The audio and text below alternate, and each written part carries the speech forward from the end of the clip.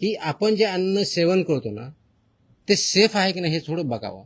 आपल्याला फक्त रस्त्याने जाताना फक्त कन्व्हिनियन्ससाठी गाडीतून उतरलं की काहीतरी गडबड आहे म्हणून खातो ना, त्याचे परिणाम खूप बेकार होतात.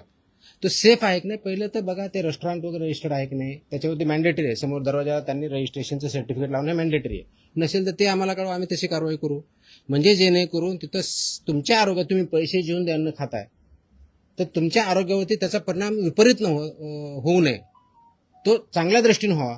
हे जर करायचे थोडी काळजी घेतली पाहिजे.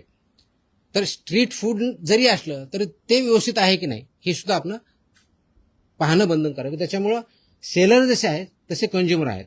जे डिमांड आहे तसे सप्लाय आहे.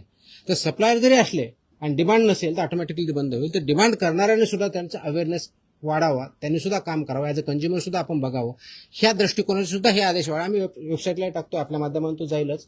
तर हे वाचले तर बऱ्याच गोष्टी क्लिअर होतील की यांच्याकडे काय पाहिजे. तर तोही याच्या माध्यमाचा एक उद्देश आहे की जेणेकरून ॲज अ कंझ्युमर म्हणून आपण त्या गोष्टी पाळल्या पाहिजे.